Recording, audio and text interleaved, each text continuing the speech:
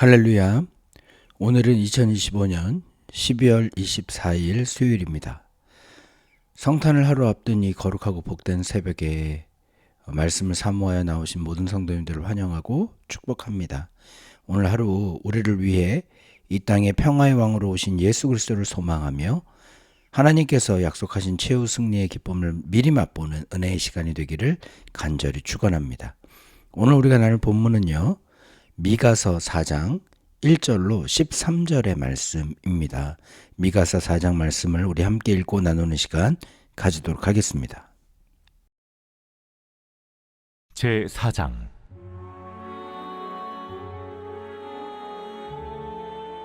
끝날에 이르러는 여호와의 전의 산이 산들의 꼭대기에 굳게 서며 작은 산들 위에 뛰어나고 민족들이 그리로 몰려갈 것이라.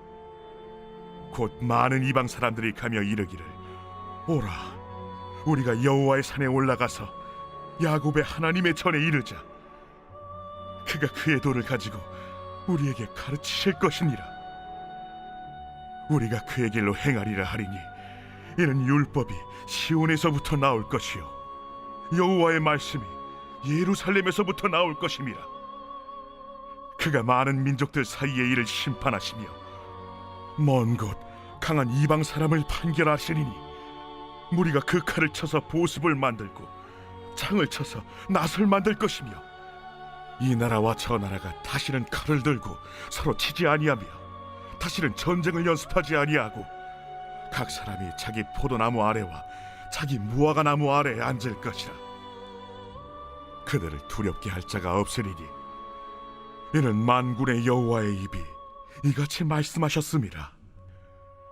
만민이 각각 자기의 신의 이름을 의지하여 행하되 오직 우리는 우리 하나님 여호와의 이름을 의지하여 영원히 행하리로다. 여호와께서 말씀하시되 그날에는 내가 저는 자를 모으며 쫓겨난 자와 내가 환난 받게 한 자를 모아 발을 저는 자는 남은 백성이 되게 하며 멀리 쫓겨났던 자들이 강한 나라가 되게 하고 나 여호와가 시온산에서 이제부터 영원까지 그들을 다스리리라.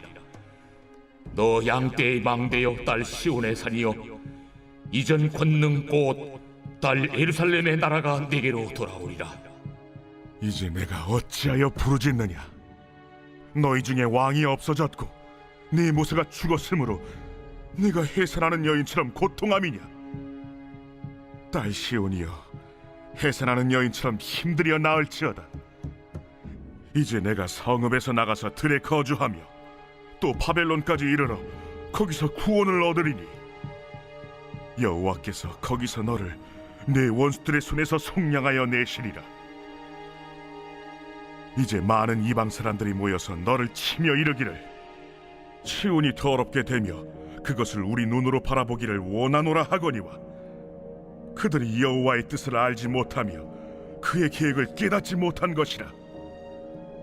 여호와께서 곡식단을 타작마당에 모음같이 그들을 모으셨나니 딸 시온이여, 일어나서 칠지어다. 내가 내 뿔을 무쇠 같게 하며 내 굽을 놋 같게 하리니 내가 여러 백성을 쳐서 깨뜨릴 것이라. 내가 그들의 탈취물을 구별하여 여호와께 드리며 그들의 재물을 온 땅에 주께 돌리리라.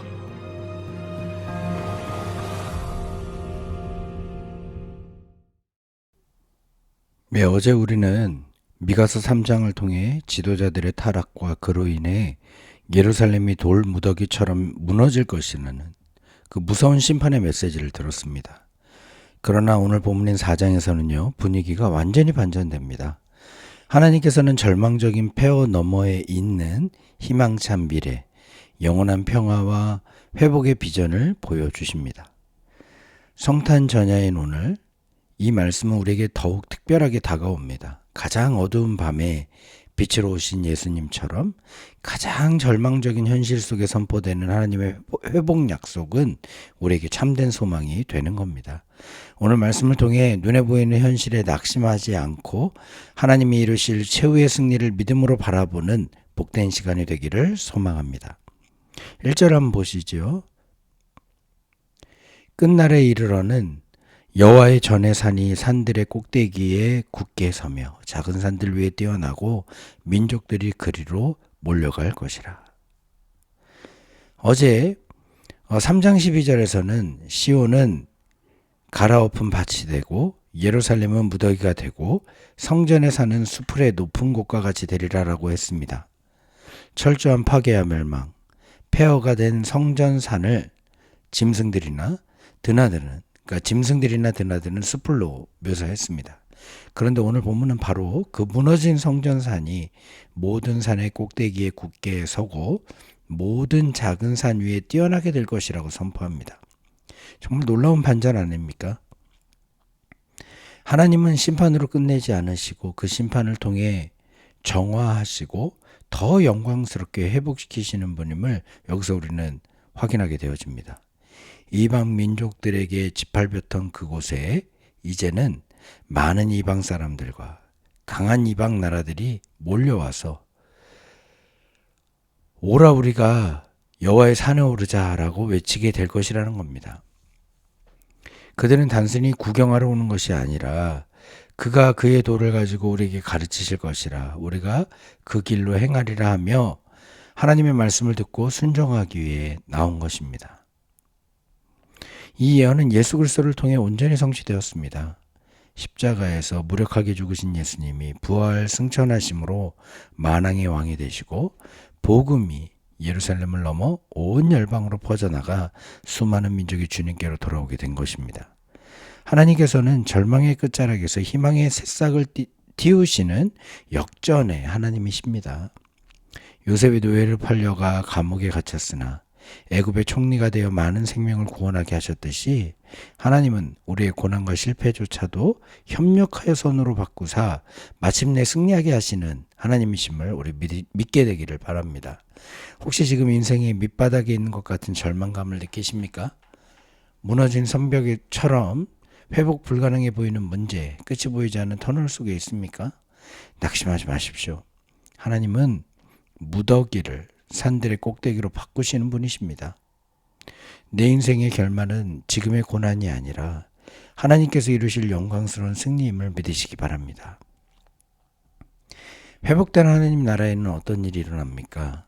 3절에 보면 하나님이 민족들 사이를 심판하시니 무리가 그 칼을 쳐서 보습을 만들고 창을 쳐서 낫을 만들 것이며 다시는 전쟁을 연습하지 아니하겠고라고 말씀합니다.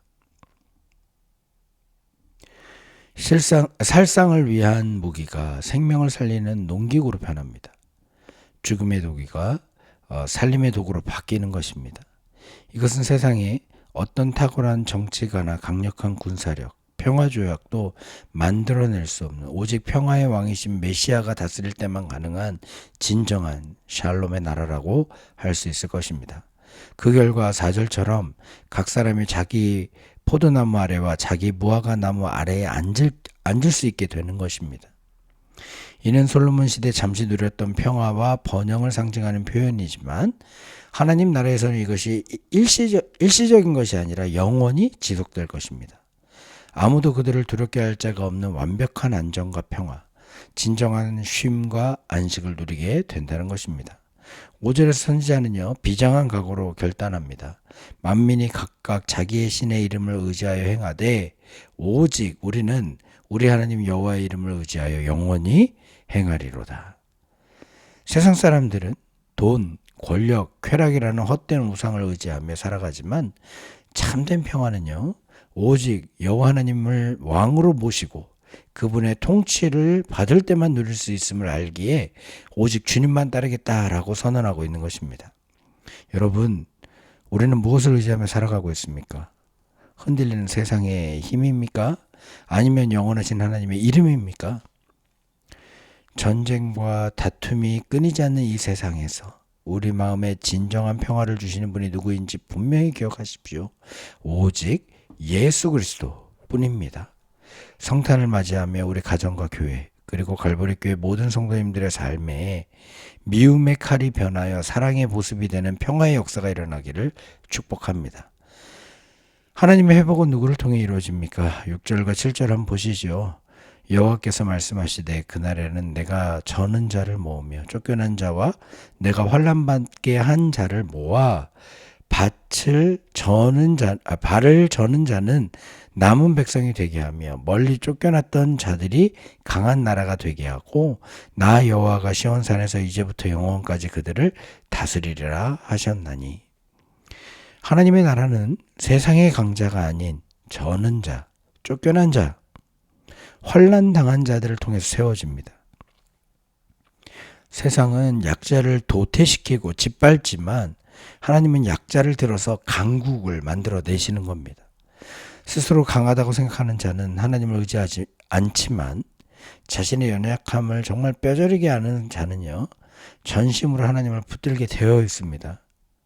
그렇기 때문에 이런 일을 이뤄내시는 것입니다. 이것이 십자가의 역설이며 복음의 능력입니다. 가장 낮은 곳에 오신 아기 예수님이 온 세상을 구원하신 것과 같은 겁니다. 그러나 그 승리의 날이 오기까지 과정은요, 쉽지 않습니다. 9절과 10절을 보면 시온은 해산하는 여인처럼 극심한 고통을 겪으며 바벨론 포로로 끌려가야 합니다. 하지만 하나님은 말씀하십니다. 힘들여 나을지어다. 고통을 피하지 말고 직면하라는 것입니다. 왜냐하면 그 해산의 고통 끝에 새 생명, 즉 구원과 해방이 기다리고 있기 때문입니다. 지금의 고통은 멸망을 위한 것이 아니라 새로운 시작을 위한 산통이라는 사실을 우리는 그래서 기억해야 됩니다. 11절부터 13절까지 많은 이방 나라들이 시온을 조롱하며 모여들지만 그것은 그들을 타작마당의 곡식 단처럼 모아 일시에 심판하시려는 하나님의 큰 그림이라는 사실을 우리는 기억해야 될 것입니다. 하나님은 시온의 뿔을 더 철같게 하고 굽을 녹같게 하셔서 대적들을 쳐부수고 승리하게 하시는 것입니다. 여러분, 지금 겪고 있는 고난이 해산의 고통처럼 힘들 수 있습니다. 그러나 그 고통은 죽음에 이르는 병이 아니라 새로운 승리를 잉태하는 과정임을 잊지 마십시오.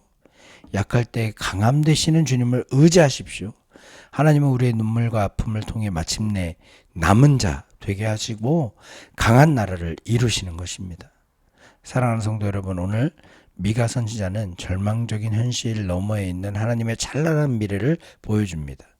하나님께서는 무너진 곳을 일으켜 세워 영광스럽게 하시는 분이십니다. 하나님은 칼을 쳐서 보습을 만드시는 평화의 왕이십니다. 하나님은 약하고 저는 자들을 모아 최후의 승리를 얻게 하시며 강한 나라를 만드시는 분입니다. 내일은 여러분 성탄절입니다.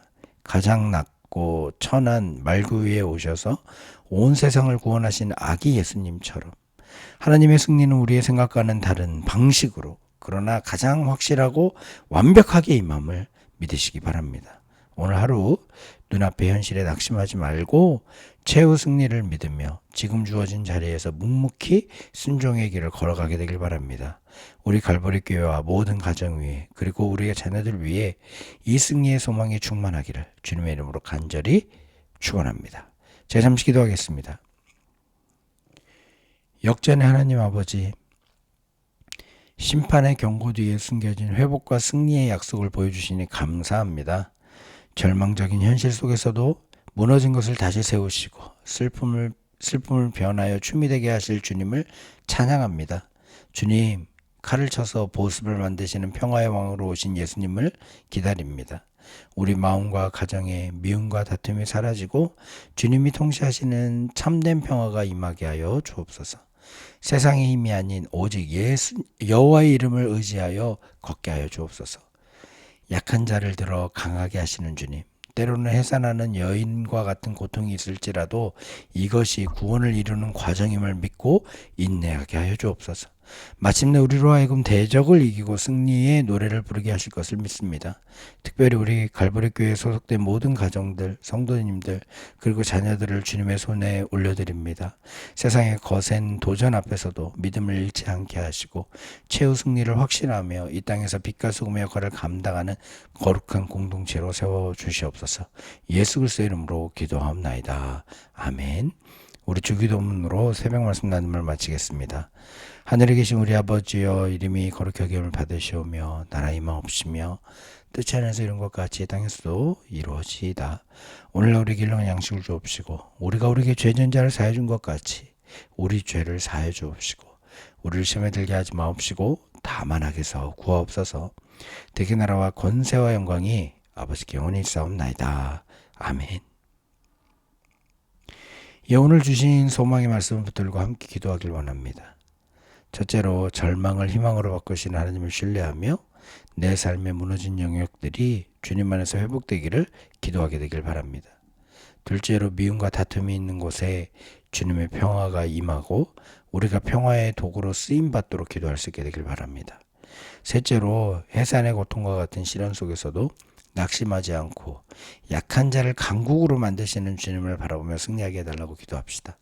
또 마지막으로 우리 갈보리 교회와 사랑하는 성도님들의 가정 그리고 자녀들이 이 어두운 세상에서 믿음을 잃지 않고 최후 승리를 얻는 그날까지 주님과 동행해 달라고 기도하는 시간 가지도록 하겠습니다. 오늘도 주님이 함께 하십니다. 주의 동행 속에 주의 뜻을 이루어가는 하루가 되기를 기원합니다. 잠시 기도하는 시간 갖도록 하겠습니다.